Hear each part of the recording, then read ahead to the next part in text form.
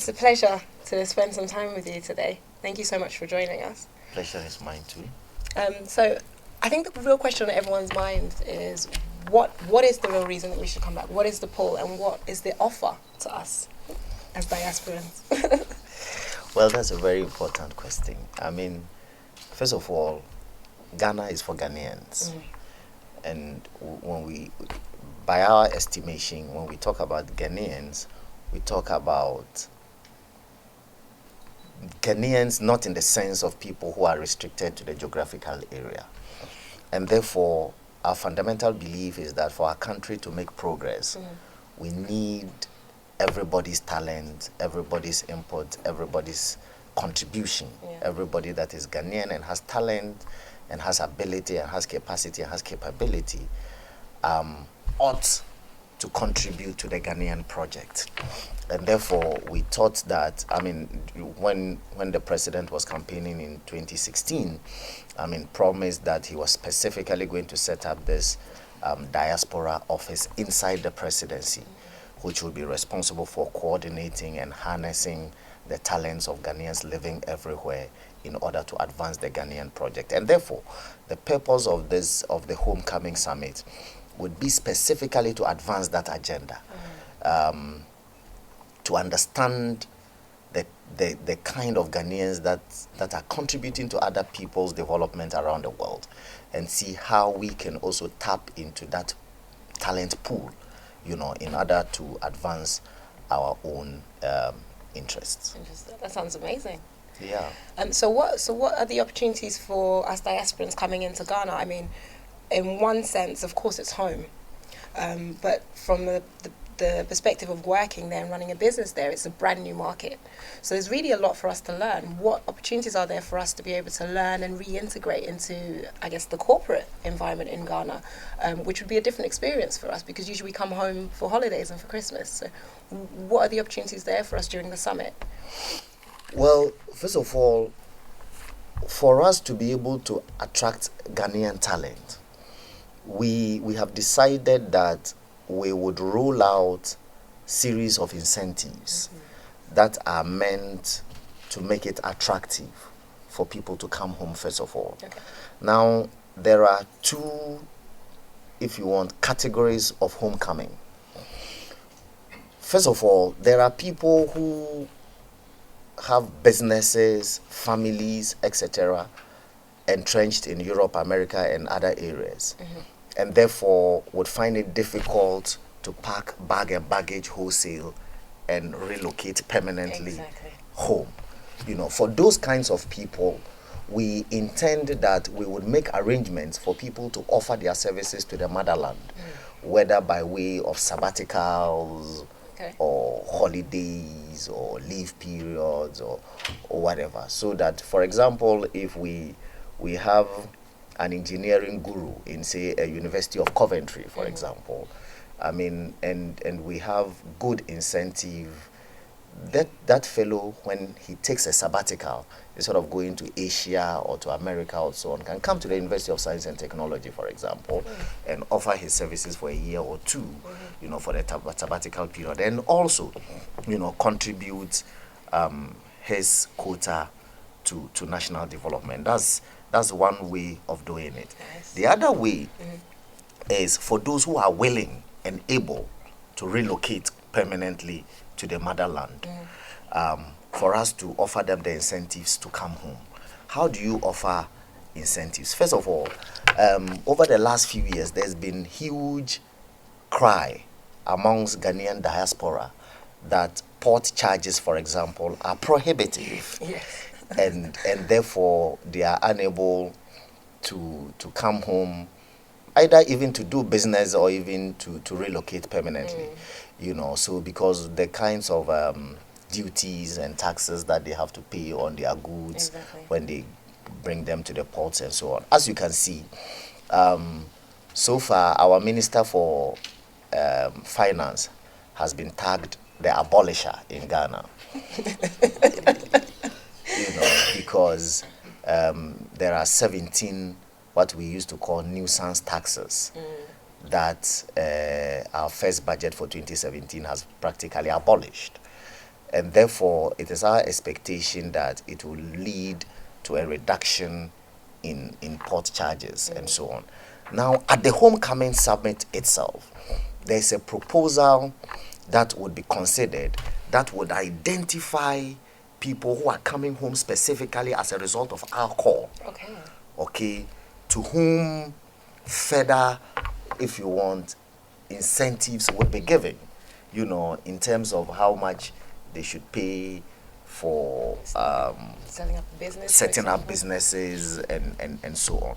After all, various countries already have concepts, all sorts of concepts for attracting investment. There are free zones, companies, all of those things. So there's also a proposal, you know, to, if you want, cut out certain areas of our country for people who want to come in and do businesses, who are specifically Ghanaian diaspora people who are responding to this call and who want to come, for us to make it possible for them to come and set up businesses in certain enclaves, you know, where, first of all, it is cheaper to do business in those enclaves, and where perhaps they will pay lesser rates for maybe electricity, etc., at least for a certain period to start up. And then when things stabilize, you know, we can go to the normal ways of doing things. So there are all sorts of proposals on the table that we are considering. But that is why it is important for the Homecoming Summit itself to come off. You know, so that you can come. When I say you, I mean you, the Ghanaians in the diaspora, can come yourself and then offer us ideas, because we don't claim to know it all. And that's why we want you to come home and then you tell us, because who wears the shoe knows where it pinches, you know. So you come and then you tell us what it is that you think we can do for you as Ghanaian diaspora to attract you and make it possible for you to come home, as I said, either to help on a permanent basis or to help on a temporal basis. So you come and give us more of those ideas. But what I have said are just snippets of ideas that people have told us, which we believe are worth considering. But we'll concretize all of these during the Homecoming Summit proper. Okay, so from your experience so far, what would you say are the key areas that are actually lacking, that you would actually really be keen to invite people? So, for example, I know we were working on a tech city at one point. I'm aware of our energy issues, so I'm sure we would probably require some specialists there. I know the education system, as amazing as it is, could do with more. But what are the areas from a governmental perspective, especially with the Diasporans, that you're really keen to fill the gaps in? Which angles are you keen to invite us into? Our fundamental agenda for transforming our country is industrialization. On the back of that industrialization, I'm sure you've heard about the famous one district, one factory project. That's our flagship industrialization program. Now, on the back of that program is what we call the Planting for Food and Jobs campaign, which the president has already launched and has taken off. Now, the purpose of that is that we want to leverage and harness the, if you want, the major preoccupation of the Ghanaian people, which is agriculture. Because about 70% of the Ghanaian population is engaged in agriculture. In other countries, only about 3 to 4% of the population is engaged in agriculture. Yet they feed themselves and then they send the surpluses to us. We have 70% of our people working in agriculture and cannot feed ourselves. So we want to reverse that trend. And now when we reverse that trend, by our projection, if this year's Planting for Food and Jobs campaign succeeds, already government has set aside money to build silos, or if you want, storage facilities in all of our districts. We are envisaging that there will be a bumper harvest, that we would have reserve stock of food. Now, what are we going to do with it? Our proposition is that all of that we should add value to all of that. We should process that food, and therefore the factories that we intend to site around the country should be the vehicle, you know, for processing and packaging and adding value to our agricultural produce. Now that's where the most of you can come in.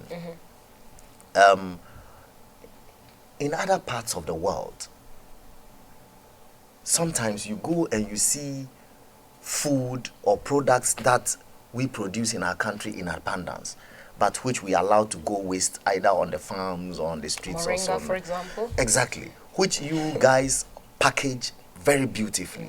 So what it therefore means fundamentally for me is that we have a packaging problem in our country. We have a storage problem. We have a preservation problem.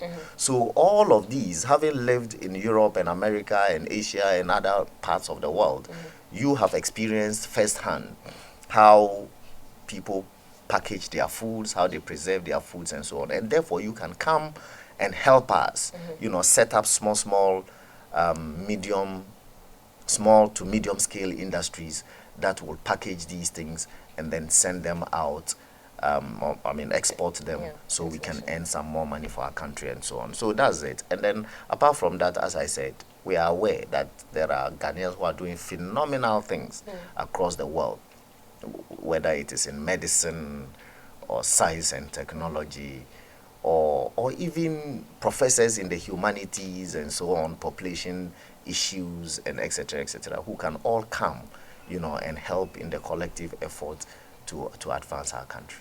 Nice. Okay, so then lastly, what about in terms of the areas of governance? I'm really excited about the ROPO bill.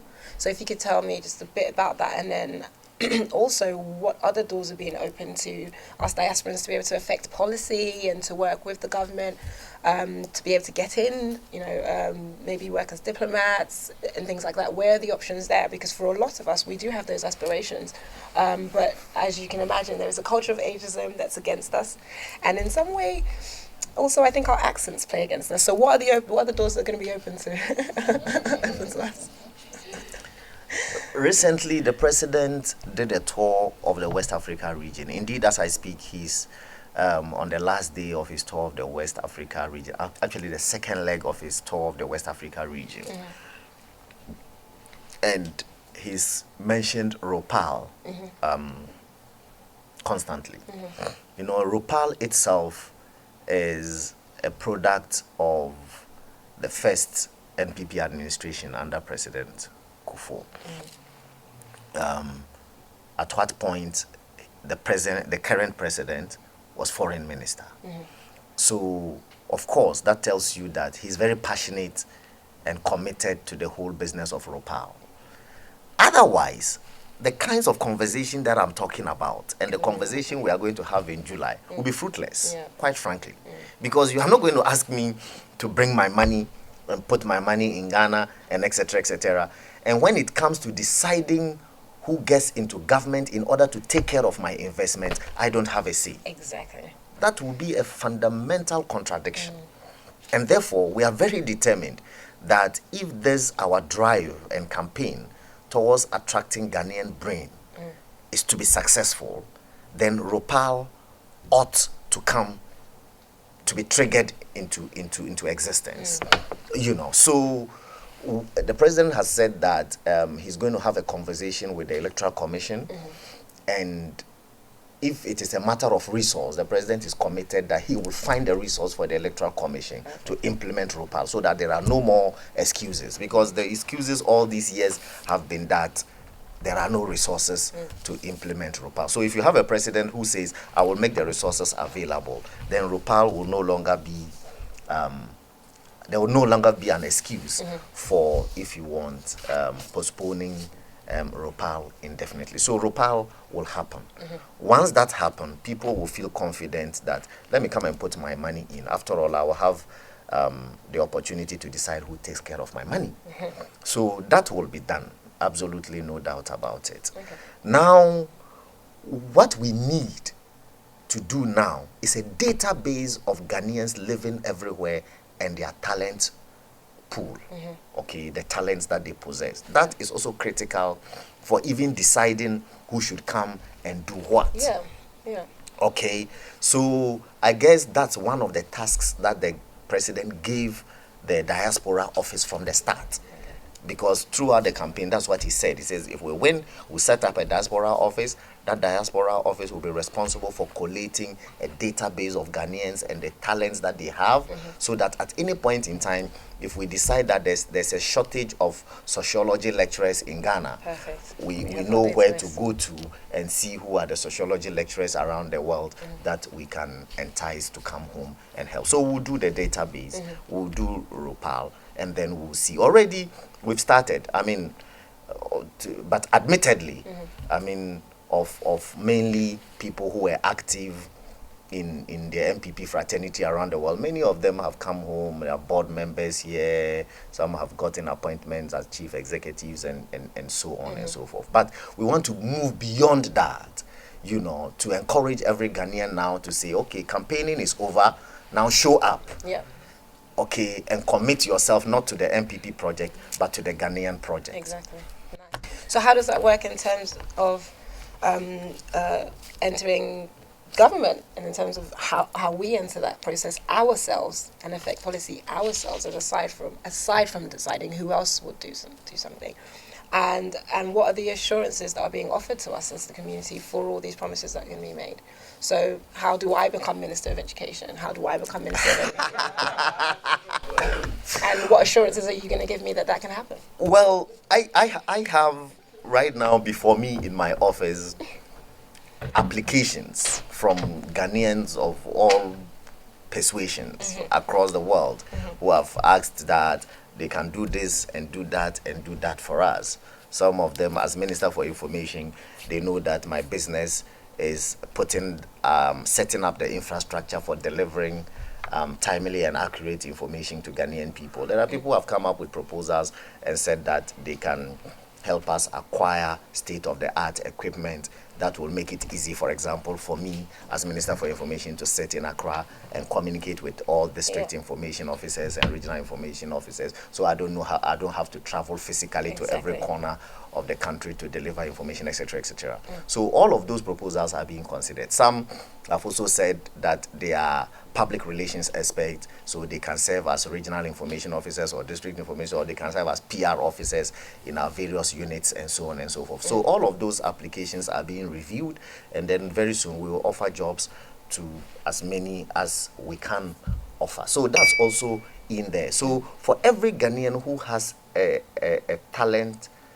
and a skill, should just identify the ministry that is responsible for deploying that skill.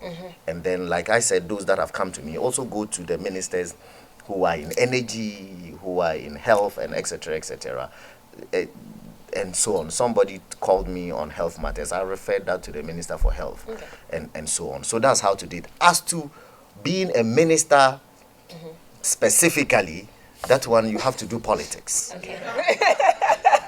And unfortunately, that's the way for politics, right? it is arranged. Okay, well, thank you very much for the conversation, and I look forward to hearing you speak later on today, and then I suppose us really getting down to business in July in Ghana. Thank you very much.